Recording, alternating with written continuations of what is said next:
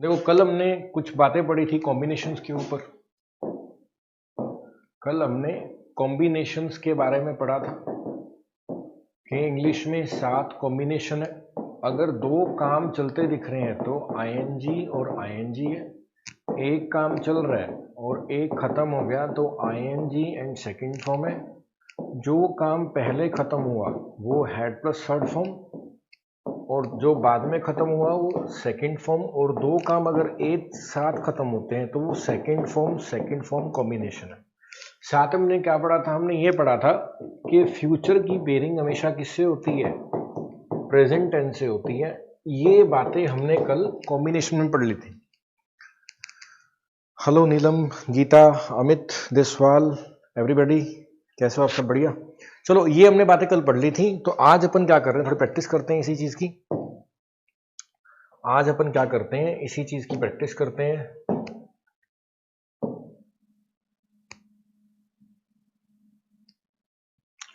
ये बुक में से अपन प्रैक्टिस करते हैं।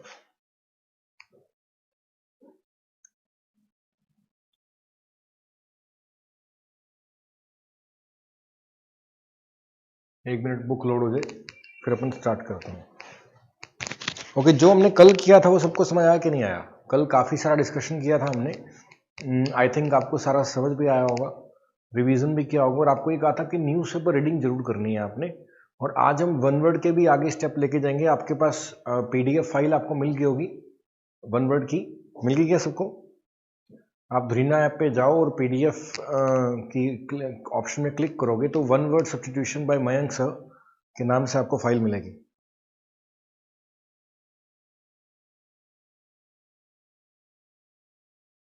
ओके, बुक एक बार लोड हो जाए फिर हम अपने स्टार्ट करते हैं। ओके, प्रैक्टिस स्टार्ट करेंगे आज आगे।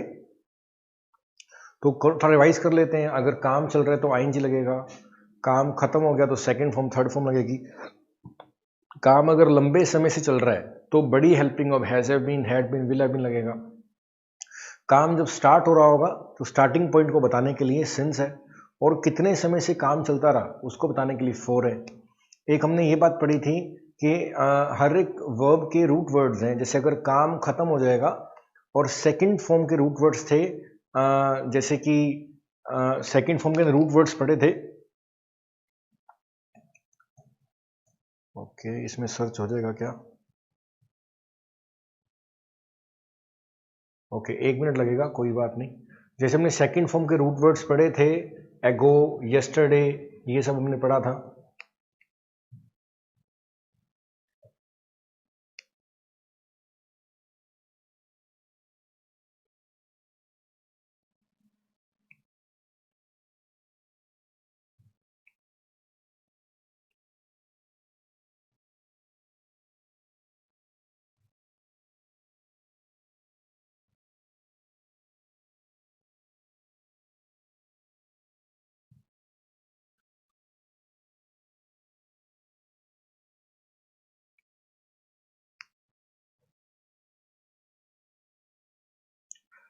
ओके, बड़ी मैं राइट पेज निकाल लूँ फिर अपन स्टार्ट करते हैं।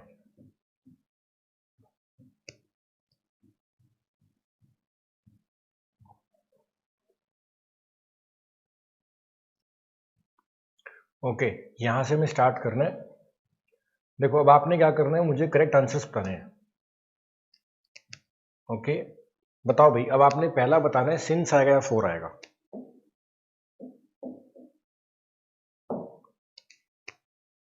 ट्राई करो। आपने इसमें क्या बताना है, इन क्वेश्चंस में आपने बताना है फर्स्ट से आपने स्टार्ट करना है। फर्स्ट से स्टार्ट करना है। आप जितने आपको दिख रहे हैं ठीक से आप ये बताओ सिंस आएगा या फोर आएगा। आप ये बताओ इनमें सिंस आएगा या फोर आएगा। फर्स्ट से स्टार्ट हो जाओ, आप 15 तक ट्राई करके देखो।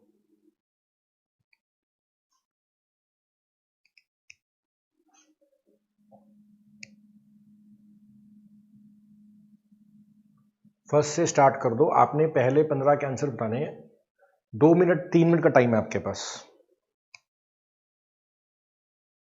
ओके, चलो पहले आप 15 भी चलो, और मैं थोड़ा सा जूम कर देता हूं ताकि ठीक से दिखे। आई होप ठीक दिख रहा होगा सबको। पहले 15 के आंसर्स दो। मोहम्मद शौकीन, सारे टॉपिक हो जाएंगे आपके, बिल्कुल चिंता मत करो, बिल्कुल चिंता मत करो, सारे टॉपिक्स हो जाएंगे।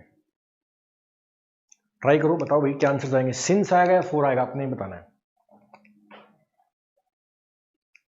सिंस आएगा, आप कमेंट कर लो या अपने नोटबुक पे आंसर लिख लो, सबके सब फिर डिस्कस कर रहे हैं। दिख नहीं रहा? दिख तो रहा होगा यार। चलो इसको मैं और जूम कर देता हूं, अभी ठीक होगा मेरे ख्याल से।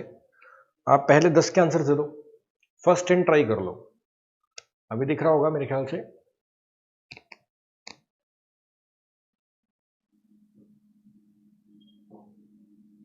अभी दिख रहा है क्या ठीक से? नहीं दिख रहा? एक मिनट, एक मिनट, आप क्वालिटी इंप्रूव करके देखो अपने उसकी।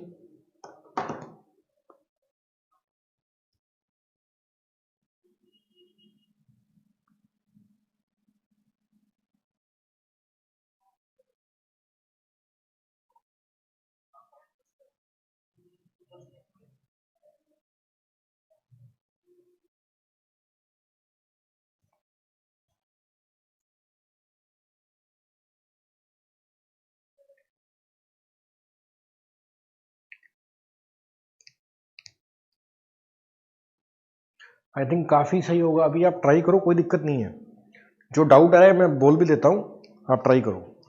देखो अभी तो दिख रहा है, इतना बुरा नहीं दिख रहा, ठीक दिख रहा है, कोई दिक्कत नहीं है। हाँ चल जाएगा, काम चल जाएगा मोहित, बिल्कुल चल जाएगा। आप पहले 10 ट्राई करो, कोई दिक्कत नहीं है। फर्स्ट 10 ट्राई करो आप पहले 10 ट्राई करो, कोई दिक्कत नहीं है, फिर हम 10-10 करके करेंगे। आपने बताना है सिंस आएगा या 4 आएगा। 2 मिनट है आपके पास। ओके दिव्या।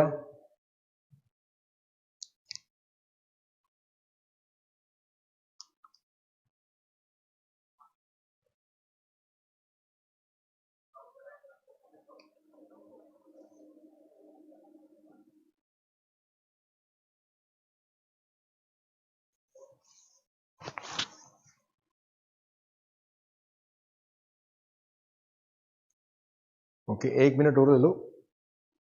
देखो फर्स्ट देखते हैं, he has been reading this book dash last 3 years. अब देखो अगर एग्जाम में, देखो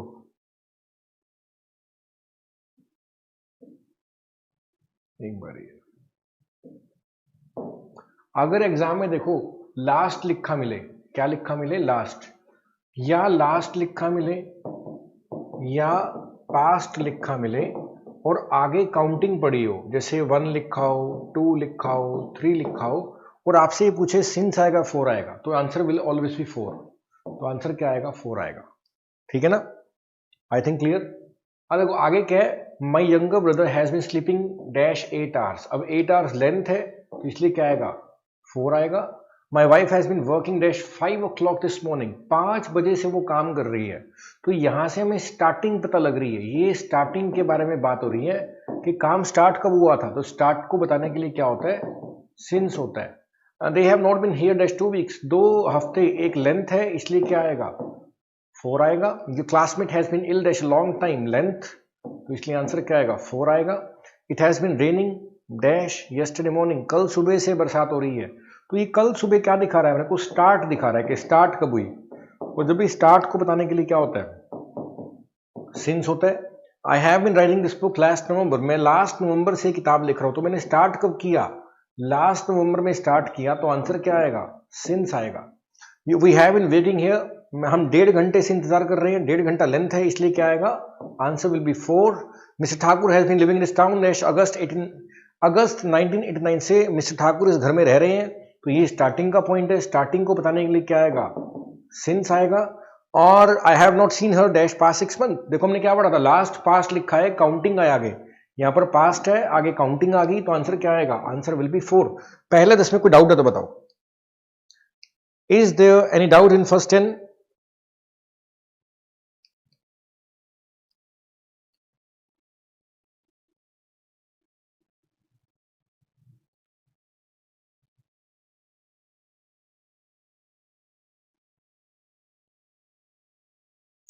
ओके, मेरे ख्याल से यहां तक कोई डाउट नहीं होगा। आप जवाब दो एक बारी, क्या यहां तक कोई डाउट है किसी को?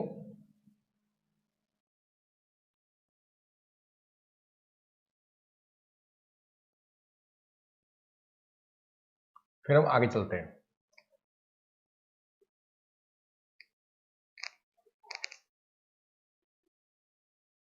बताओ, कोई डाउट?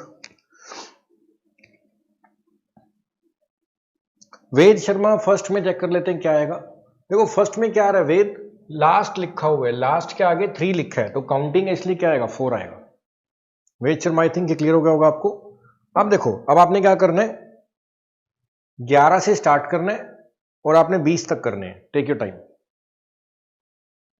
नहीं रेनू, फर्स्ट में 4 आएगा। जब भी लास्ट या पास्ट लिखा मिलता है उसका आगे काउंटिंग लिख के मिले तो हमेशा 4 आता है। ओके रेनू और वेद शर्मा, मेरे ख्याल से आपको बिल्कुल क्लियर हो गया होगा। अब आपने क्या करना है, 11 से स्टार्ट करना है एंड 20 तक आपने करने हैं।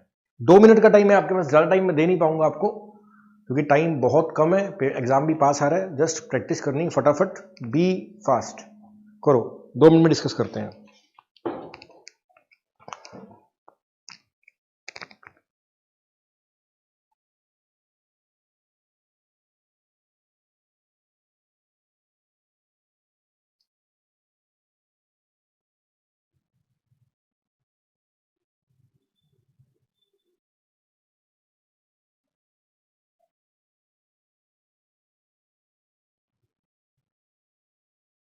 हाँ विजय, अगर लास्ट के बाद काउंटिंग आए, पास्ट के बाद काउंटिंग है तो 4 लगेगा।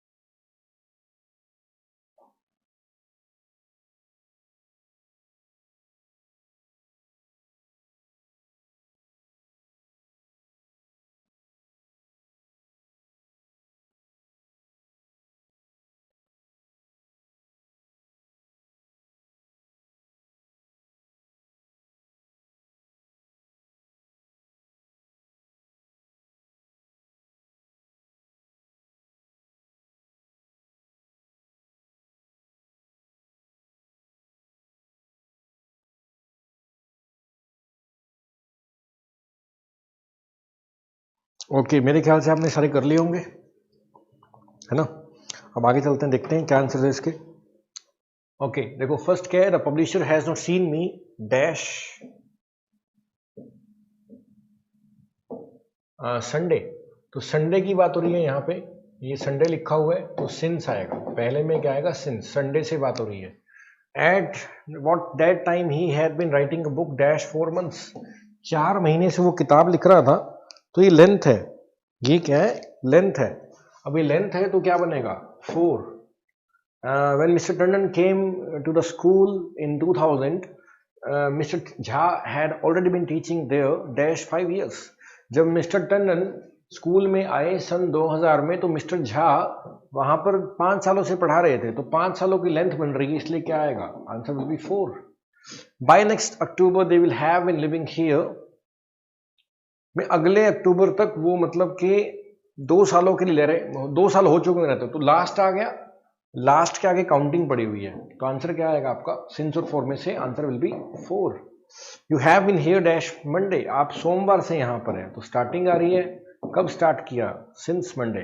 I left college in 1993। मैंने 1993 में कॉलेज छोड़ा। ही हैज नॉट सीन मी। उसने मुझे तब से नहीं देखा है, तो कब से नहीं देखा है, स्टार्टिंग बता रहा है। 1993 से नहीं देखा तो क्या आएगा, सिंस आएगा।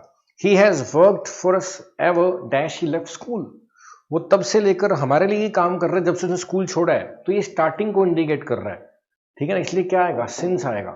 और एग्जाम में कभी भी सेकंड फॉर्म पढ़ी हो और आपको पूछे कि सिंस आएगा फोर आएगा, हमेशा आंसर सिंस आएगा। He travelled in the desert dash long period, वो काफी लंबे समय तक डेजर्ट में ट्रेवल किया उसने, तो लेंथ आ रही है इसलिए 4 is answer. She has been learning music dash 2 months, 2 महीने सीख रही है, तो आंसर क्या आएगा, 4 आएगा। Shweta has been studying in Patna women college last year, देखो लास्ट आ गया but no counting is there, so answer will be since. Till this point any doubt, give me a comment.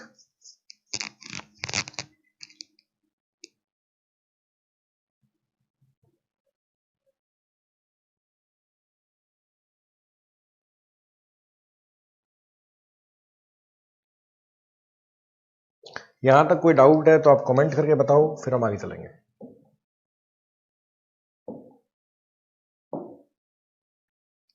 ये हमने कर ली है सिंस और फोर की प्रैक्टिस, ठीक है ना, ये सिंस और फोर की प्रैक्टिस है।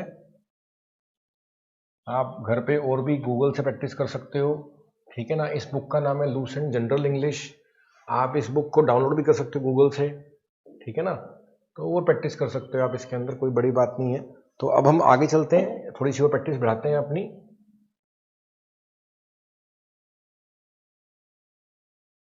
Okay, now practice try these, आप ये ट्राई करो भाई अब।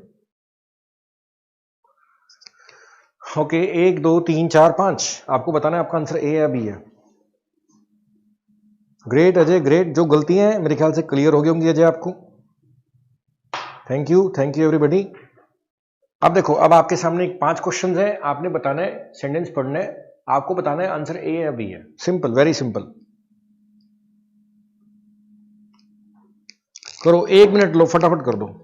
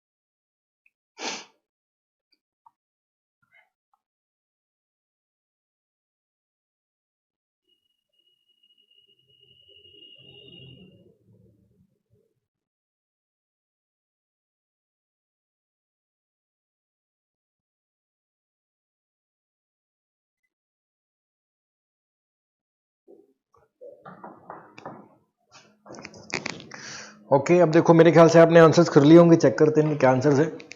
अब देखो, फर्स्ट डिस्कस करते हैं।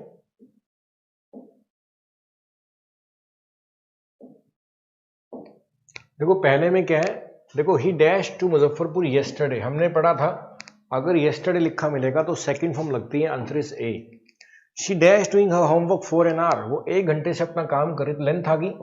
और हमने कल ही पढ़ा था अगर कोई काम लंबे समय से चल रहा है तो बड़ी हेल्पिंग ऑफ लगती होती है, answer will be B. Next हमने पढ़ा था कि फ्यूचर की पेयरिंग किससे होती है, हमेशा प्रेजेंट से होती है, तो B is not the answer, A is the answer. He dash to cinema every Sunday, अब देखो एवरी संडे का मतलब है ये रूटीन की बात हो रही है, और रूटीन में या तो फर्स्ट फॉर्म लगती है या फिफ्थ फॉर्म लगती है, तो आंसर इज ए। आंसर इसका क्या बनेगा, ए है इसका answer. My grand father dash me story just now, अब देखो अगर आपने कल की क्लास ध्यान से लगाई थी तो जस्ट नाउ किसका रूट है, जब भी जस्ट नाउ लिखा मिलेगा तो थर्ड फॉर्म होती है, और थर्ड फॉर्म की पहचान क्या होती है, उसके पहले हमेशा हेल्पिंग लिखा जाता है, इसलिए देखो ये टोल्ड है, इसके पहले हेल्पिंग तो है नहीं, सेकंड फॉर्म है, तो बी इज आंसर।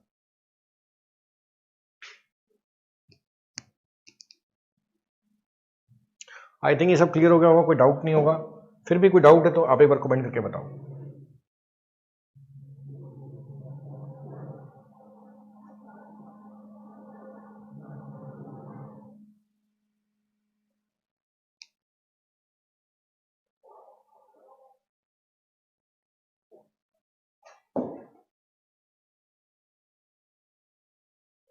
करो भाई, 6 से लेकर 10 तक करो,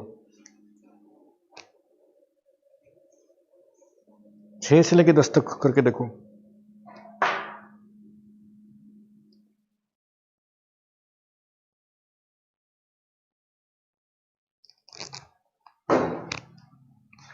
फाइव नीलम, ओके। 5 को मैं रिपीट कर देता हूं। देखो यहां पे क्या है, my grand father dash me story just now. हमने कल ये पढ़ा था कि जब जस्ट नाउ लिखा मिलता है तो हमेशा थर्ड फॉर्म लगती है। तो देखो ये सेकंड फॉर्म है और नीचे थर्ड फॉर्म है। कैसे पता लगा? सेकंड फॉर्म के पहले हेल्पिंग वर्ब नहीं होता, थर्ड के पहले हेल्पिंग वर्ब होता है। तो आंसर बी आएगा इसका, कोई डाउट नहीं होगा मेरे ख्याल से, ठीक है ना। अब आप 6 से लेकर 10 तक करो, 6 to 10 ट्राई करो।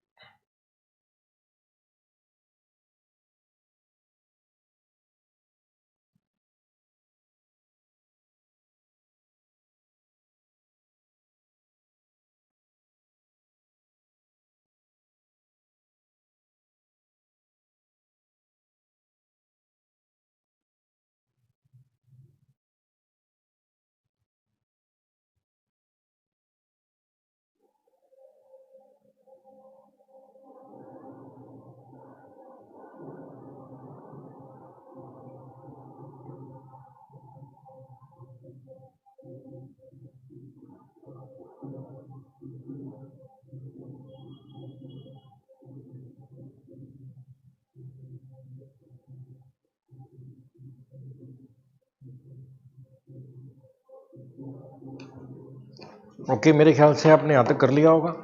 अब देखो 6 का आंसर चेक करते हैं। देखो 6 में क्या आएगा,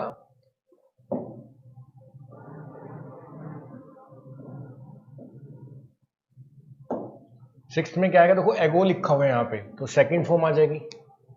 देखो दैट, ये ध्यान रखना, दैट इंग्लिश में गोल्डन वर्ड होता है। अभी आपको आगे डिस्कस करेंगे 4 गोल्डन वर्ड्स। अगर गोल्डन वर्ड के पहले पास्ट लिखा हो तो आगे हमेशा पास्ट आता हो, तो आंसर वुड आएगा, विल नहीं आएगा।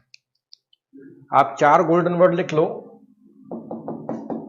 इफ, दैट, WHMली एंड वेदर।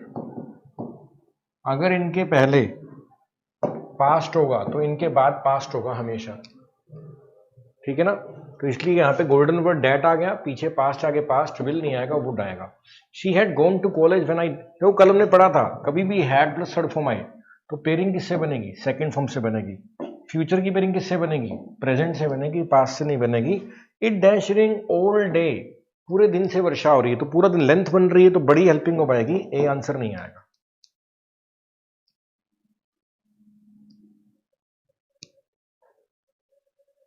क्लियर? कोई डाउट यहां तक till this point? Any doubt?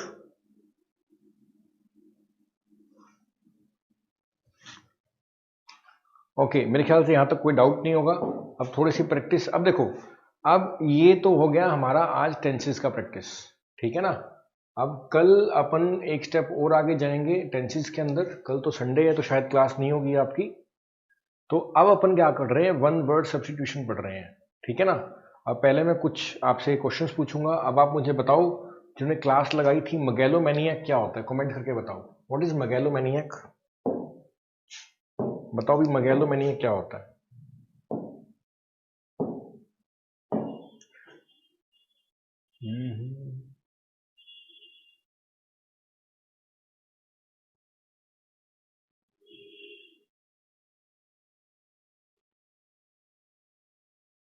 Okay,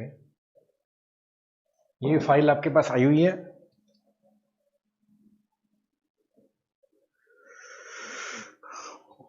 Poonam 7th में क्या था, दैट लिखा हुआ था। जब भी दैट लिखा मिलेगा और उसके लेफ्ट साइड पे अगर पास्ट होता है तो राइट पे हमेशा पास्ट आता होता है, ठीक है ना। इसको डब्ल्यूएच फैमिली, ये गोल्डन वर्ड्स होते हैं, 4 गोल्डन वर्ड है इंग्लिश में, if, that, whether and WH family.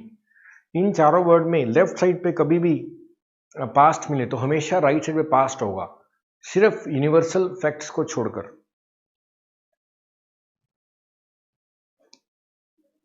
अब देखो, अब हमने कुछ वर्ड्स पढ़ लिए थे। ड्रोमोमेनिया का मतलब घूमने फिरने का पागलपन, ठीक है ना। ये हमने कुछ वर्ड्स पढ़ लिए थे। ड्रोमोमेनिया क्या था, घूमने फिरने का पागलपन क्या था, ड्रोमोमेनिया। ये फाइल आपके पास होगी, ठीक है ना। देखो पहला वर्ड क्या था हमारा, ड्रोमोमेनिया, यानी कि घूमने फिरने का पागलपन। फिर हमने पढ़ा था मगैलोमेनिया, खुद को बड़ा मानने का पागलपन। खुद को बड़ा मानने का पागलपन क्या होता है, मगैलोमेनिया होता है, ठीक है ना। ये वर्ड हमने पढ़ लिए थे। एनोडाइंस, जो चीजें दर्द कम करती हैं, पेन किलर्स को बोलते हैं एनोडाइंस। और हमने यहाँ पे ये पढ़ा था DYN इंग्लिश में पेन का रूट है, ठीक है ना। DYN किसको इंडिकेट करता है, पेन को, दर्द को इंडिकेट करता है। एन का मतलब नहीं, तो जो दवाइयाँ दर्द कम करती हैं देयर कॉल्ड एनोडाइंस, ओके। मैटिन का मतलब था सुबह की प्रेयर को बोलते हैं मैटिन। बच्चे हमने पढ़ा हुआ है सारा का सारा ही, ठीक है ना। डोटेज क्या होता है, बूढ़ा सन की आदमी को क्या बोलते हैं, डोटेज। इमेज आप देख सकते हो, बूढ़ा सन की, थोड़ा सा जैसे कोई आदमी की एज ज्यादा हो लेकिन हरकतें बचपने वाली हैं, उसको बोलते हैं डोटेज है ये, ठीक है ना। नेक्स्ट देखते हैं हाइपोकोंड्रिया, जिसको अपनी सेहत की बहुत ज्यादा चिंता हो। ये सब हमने पढ़ लिए थे तो ये मैं ज्यादा रिपीट नहीं करता। और आज से आपका देखो वन वर्ड का भी क्या रहेगा, होमवर्क रहेगा। ये फाइल आप सबके पास है, आप इसको डाउनलोड करो और start doing it, that's it. और एक आधा वर्ड जो रह गया है वो कोई दिक्कत नहीं है, क्योंकि जैसे अब मैंने यहाँ पे एक वर्ड छुड़वाया था आपको, पेंजरिक, तो कई वर्ड्स छूटे हुए हैं, क्योंकि धीरे धीरे लेवल बढ़ाएंगे। तो आप क्या करो, जो छूट गया, बाई चांस रह गया या बताया नहीं, तो आप उसको गूगल पे सर्च करके चेक भी कर सकते हो, ओके। ये सब हमने पढ़ लिया था। सिलहाउट पढ़ लिया था हमने। सोपोरिफिक, नींद लाने वाला। सरोगेट, ऑल्टरनेट, टिटुलर, नाम मात्र। वॉयज, तीर्थ यात्रा, सॉरी नो तीर्थ यात्रा, समुद्री यात्रा। एंटागोनिस्ट, फास्टिडियस, ये सारे वर्ड हमने पढ़े हुए हैं। देखो नेक्स्ट हमारा वर्ड है ऑक्लोफोबिया। देखो फोबिया का मतलब डर होता है, फोबिया का मतलब क्या होता है, डर। तो भीड़ का डर क्या होता है, ऑक्लोफोबिया, ठीक है ना।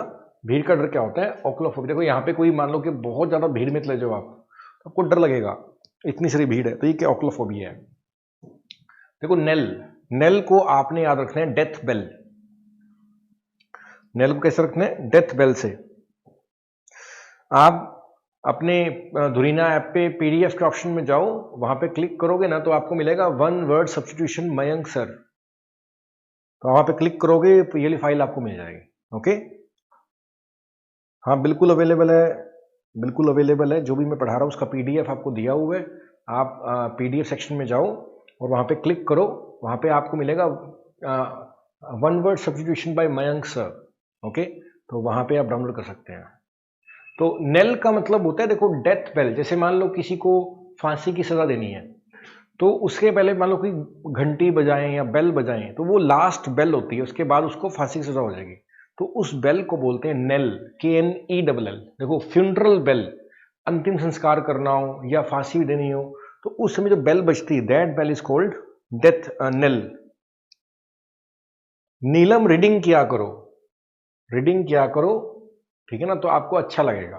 देखो नेक्स्ट हमारा वर्ड है इमैक्युलेट। नेक्स्ट हमारा वर्ड क्या है, इमैक्युलेट।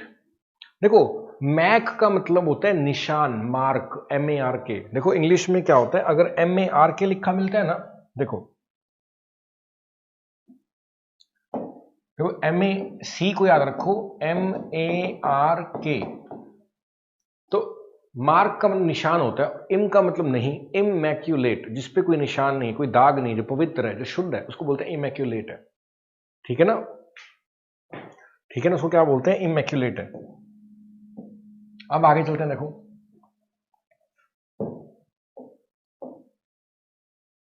अब देखो आगे क्या लिखा है, कैकोग्राफिस्ट। देखो छोटी सी बात सीखना, देखो इंग्लिश में कभी भी आपको लिखा मिले ना, देखो कभी भी आपको IST लिखा मिले तो ये पर्सन होता है। कैको का मतलब होता है खराब, कैको का मतलब क्या होता है? खराब। और ग्राफ का मतलब होता है राइटिंग। ग्राफ का क्या मतलब होता है? राइटिंग। बहुत बुरी राइटिंग वाला क्या होता है? कैकोग्राफिस्ट। कैको इज खराब and graph is right and IST का मतलब होता है पर्सन। किसी भी शब्द के आखिरी में अगर IST लिखा मिलता है वो व्यक्ति होगा। जैसे मैं लिखता हूं साइंटिस्ट, देखो लास्ट में क्या आ रहा है? IST आ गया ना, तो ये पर्सन है। जैसे मैं लिखता हूं डेंटिस्ट,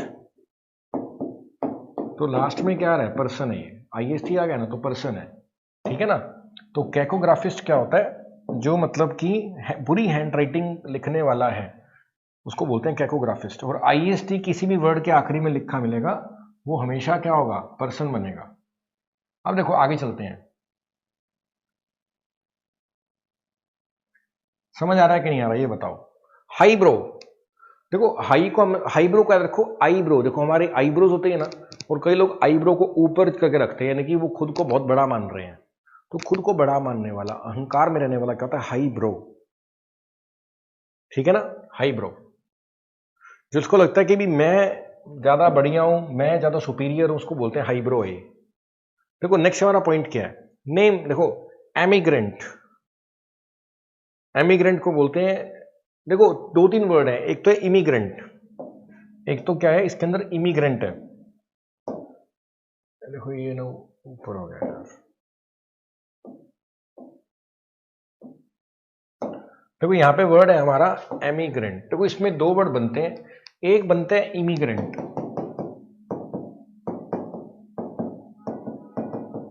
और एक होता है एमिग्रेंट। तो ई से याद रखो एग्जिट और आई से याद रखो इन।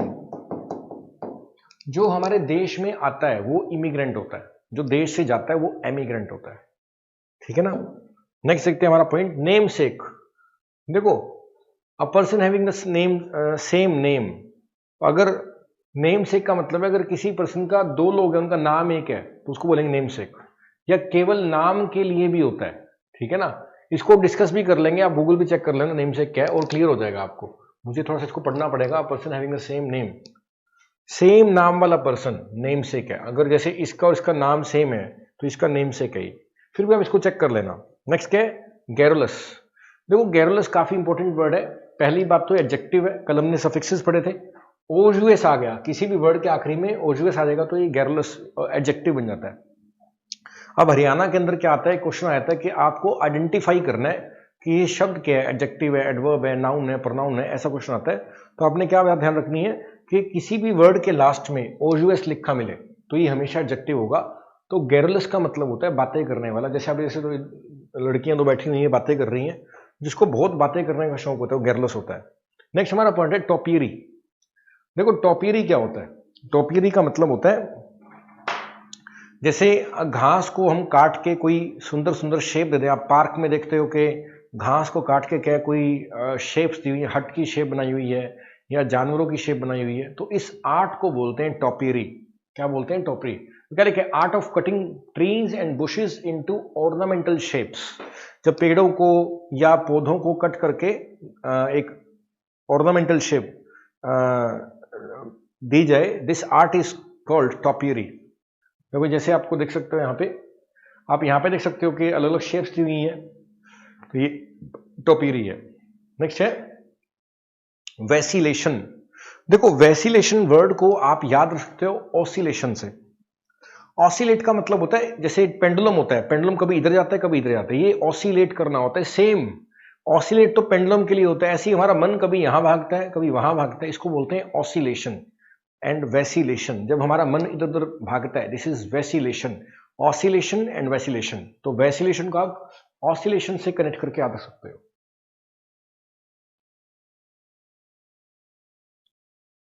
आप ध्यान से करो दीपक वर्मा, सारे नोट्स हैं वहां पे। नेक्स्ट है फेलिसिटेशन। देखो नेक्स्ट हमारा वर्ड क्या है?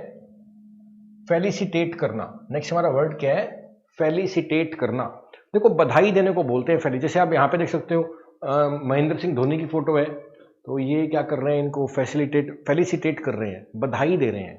तो बधाई देना क्या होता है? फेलिसिटेट करना होता है। बधाई देना क्या होता है? फेलिसिटेट करना। नेक्स्ट हमारा वर्ड है, देखो, हर्माफ्रोडाइट। हर्माफ्रोडाइट क्या होता है? हिजड़े को बोलते हैं हर्माफ्रोडाइट, यानी कि एक ऐसा पर्सन जिसकी बॉडी में दोनों ऑर्गन्स है, मेल ऑर्गन भी है, फीमेल ऑर्गन भी है, उसको बोलते हैं हर्माफ्रोडाइट। देखो क्या लिखा है, creature having both male and female organs is hermaphrodite. Okay, अब देखो आगे चलते हैं, नेक्स्ट देखते हैं पीयर। देखो पीयर का मतलब क्या होता है? जैसे आप कहीं पे काम कर रहे हो तो आपके बराबर जो काम कर रहा है, उसी पोजीशन पे काम कर रहा है, उसी जगह पे, तो आपका पीयर है। पीयर का मतलब होता है सेम पोजीशन में काम करने वाला, ठीक है ना, सेम पोजीशन पे काम करने का तो पीयर होता है। Okay, next is venial. देखो वेनियल का मतलब क्या होता है? जो दूसरे को ना माफ कर देता है, जिसको माफ कर सकते हैं उसको बोलते हैं वेनियल। जैसे अब देखो यहाँ पे एक एंजल दिखा रखा है और यहाँ पर एक मीन्स डेमन, डेविल दिखा रखा है। तो आप देखते हो ना, अगर आपने बहुत सारे कार्टून्स देखे हो या मॉरल स्टोरीज पढ़े हो, तो आपको ये क्या मैसेज मिलता है कि जो एंजल होता है ना वो माफ कर देता है, ठीक है ना। तो जो माफ करने की चीजें होती हैं, जो माफ करने वाले होते हैं, वो वीनियल होते हैं। वीनियल का मतलब होता है जिसको माफ कर सकते हैं, जो माफ किया जा सकता है या माफी दे देने वाला। तो ये for that may be forgiven, वो गलतियां जिसको आप भुला सकते हो, माफ कर सकते हो, वो वीनियल होती हैं। नेक्स्ट है फ्लैक्रोफोबिया। फ्लैक्रोफोबिया को पहले तो फोबिया आ गया ना, तो ये क्या है? डर है, ठीक है ना। ये क्या है? डर है। Fear of becoming bald. Bald का मतलब सिर से बाल गायब हो जाना। तो कभी ऐसा लगता है कि बाल सारे खत्म हो रहे हैं, मेरे बाल झड़ रहे हैं, this fear is phalacrophobia. Phalacrophobia. Okay, next देखते हैं। देखो आप देख सकते हो फ्लैक्रोफोबिया, गंजे हो जाने का डर। नेक्स्ट है ऑर्डिनोफोबिया। देखो हमने DYN पढ़ा था, अगर आपको याद हो तो yesterday we had discussed the word DYN। DYN English में पेन का रूट है, ऑर्डिनोफोबिया का मतलब होता है, तो ये phobia it means it's a fear and DYN is दर्द। तो फियर ऑफ पेन, जैसे छोटे बच्चे होते हैं तो कह रहे डॉक्टर टीका लगाएगा तो डरता है वो, तो fear of pain is there कि दर्द होगा। So this fear is odynophobia. जब दर्द से डर हो उसको बोलते हैं ऑर्डिनोफोबिया। ओके, नेक्स्ट है एनोरेशिया। इसको क्या बोलते हैं? Anorexia. Fear of getting fat makes young girls stop eating resulting harmful effects. देखो कई बार होता है ना, ज्यादा खाऊंगा तो मोटा हो जाऊंगा, ऐसा फैट आ जाएगा बॉडी पे, है ना। ज्यादा खाऊंगा तो मोटा हो जाऊंगा, ज्यादा लड़कियों को ज्यादा होता है कि ज्यादा खाऊंगी मोटी हो जाऊंगी। तो ये क्या है? तो वो डाइटिंग के चक्कर में पड़ के खुद का शरीर खराब कर लेते हैं और पतले की बजाय बहुत ज्यादा कमजोर हो जाते हैं। इसको बोलते हैं एनोरेशिया हो गया। इसको क्या बोलते हैं? जैसे आप ये लड़की को देख सकते हो, ठीक है ना। नेक्स्ट हमारा देखते हैं, नेक्स्ट हमारा है देखो एंड्रोफोबिया। फोबिया लिखा है तो ये पुरुषों डर है, ठीक है ना। एंड्रो का मतलब है सॉरी, फोबिया का मतलब है डर, और एंड्रो का मतलब होता है पुरुष, मेल। तो मेल्स का भय इज एंड्रोफोबिया। जैसे देख सकते हो हम लड़की है, लड़के हैं तो उसके मन में कोई डर है कि ये सारे लड़की लड़के हैं, तो she is feeling insecure, this is androphobia. Next है कैकोफोबिया। फोबिया का मतलब क्या होता है? डर। कैको का मतलब होता है खराब, बुरा, बदसूरत, दिस ऑल इज कैको। जैसे हमने कैकोग्राफिस्ट लिखा, बुरा लिखने वाला, ठीक है ना, अगली लिखने वाला। सो कैको इज बैड, डर्टी, अगली, बुरा, भद्दा, this all is caco. And phobia is fear. तो बुरा दिखने का डर, कई लोगों को लगता है कि यार मैं बहुत बुरा लग रहा हूं आज, तो मैं कहीं जाता नहीं। So this fear is cacophobia. तो ये क्या है? कैकोफोबिया। नेक्स्ट देखते हैं caterophobia. Now again it's a fear and catero, catero को आप कैटेरेक्ट से जोड़ सकते हो। कैटेरेक्ट का मतलब होता है मोतिया, जो आंखों में मोतिया हो जाता है, दैट इज कॉल्ड कैटेरेक्ट। तो कैटेरेक्ट का मतलब मोतिया, डॉक्टर का जाना पड़ेगा। डॉक्टर का भय कि डॉक्टर के पास जाएंगे सर्जरी कर देगा, तो डॉक्टर्स का फियर इज कैटेरोफोबिया। ओके, नेक्स्ट हमारा वर्ड देखते हैं क्या है? बाथोफोबिया। फोबिया इज डर, बाथ इज नहाना। अब नहाने के लिए पानी निकालोगे कुएं से, कुआं गहरा होता है, गहराई का डर होता है बैथोफोबिया, ठीक है ना। बैथोफोबिया क्या होता है? गहराई का डर। नेक्स्ट देखते हैं साइनोफोबिया। देखो फोबिया इज डर, CYN इज डॉग। इंग्लिश में CYN रूट है कुत्तों का, कुत्तों का भय कि कुत्ता काट जाएगा, ये क्या है? साइनोफोबिया। नेक्स्ट है सेलोफोबिया, एक्सट्रीम फियर ऑफ ब्यूटी।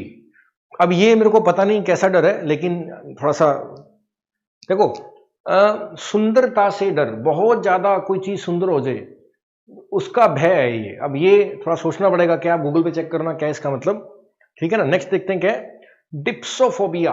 देखो, फोबिया इज फियर, डिप्सो का मतलब होता है प्यास, या शराब के लिए भी लिखा जाता है, ठीक है ना।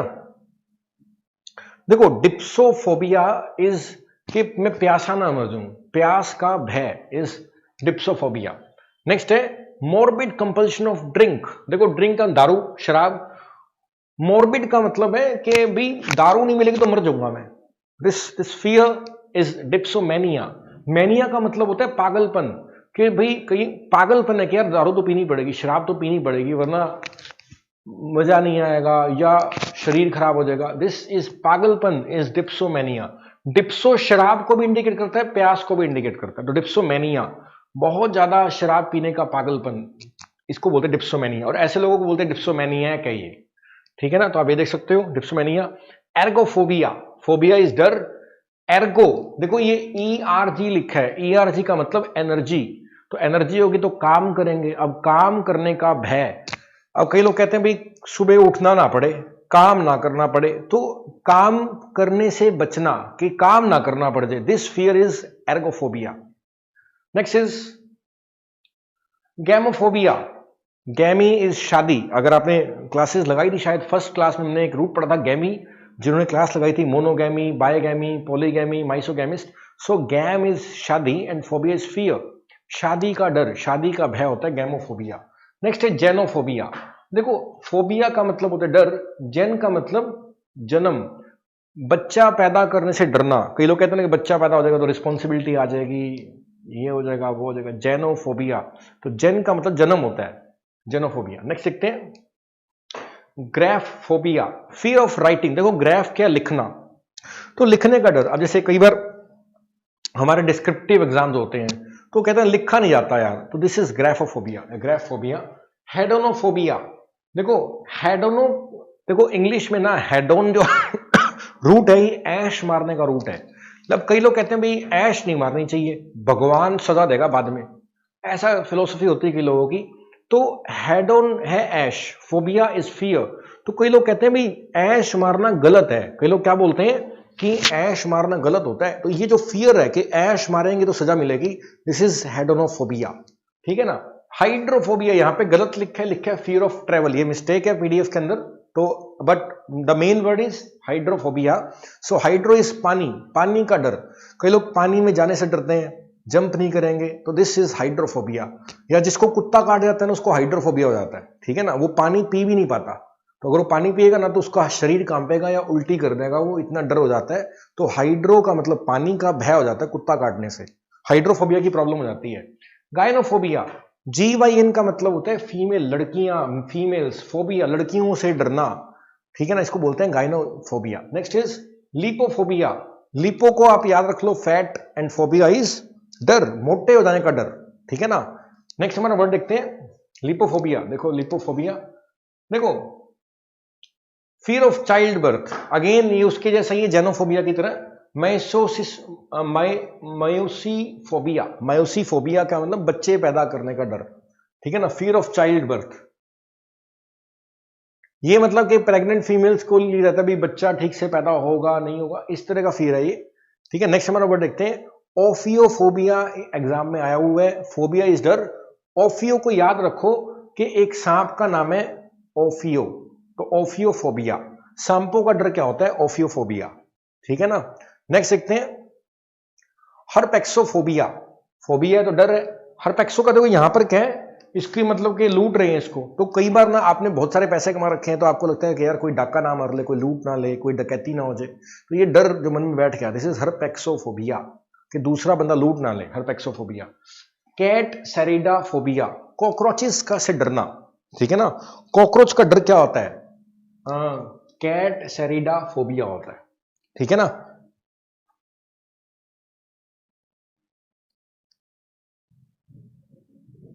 ठीक है ना, मेरे ख्याल से सारा क्लियर हो गया होगा।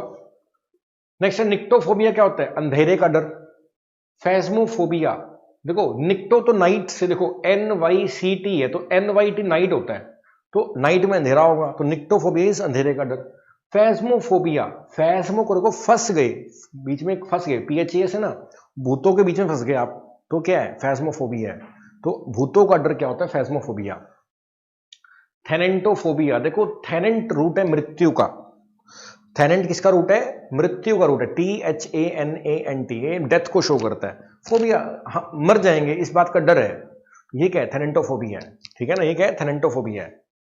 ट्रिस्केडेकाफोबिया, देखो फोबिया ट्रिस का मतलब 13 नंबर का डर, कई लोग 30 नंबर को अनलकी मानते हैं, ठीक है ना, ऐसा डर होता है, ठीक है। ट्रिस्केडेकाफोबिया, यहां पे लिखा है फियर ऑफ नंबर्स, एग्जाम में कई बार लिखा मिलता है फियर ऑफ नंबर 13 नंबर का डर, तो ट्रिस ट्राई हो गया ना, ट्रिस 13, तो ट्रिस्केडेकाफोबिया, और स्पेलिंग मिस्टेक में भी आ जाता है, ठीक है ना, triskaidekaphobia. Ligophobia is again fear of darkness, nyctophobia की तरह लिगोफोबिया।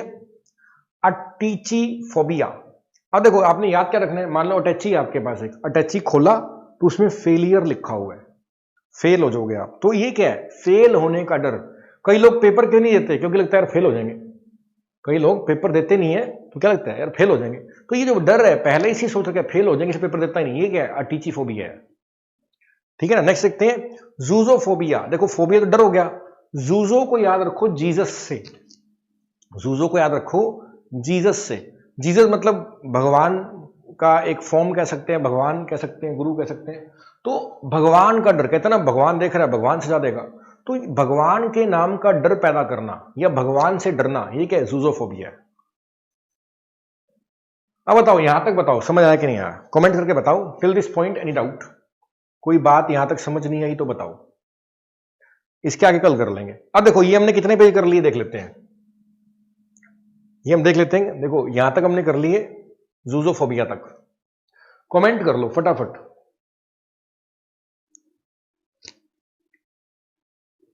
बताओ भाई, फटाफट कमेंट करके बताओ।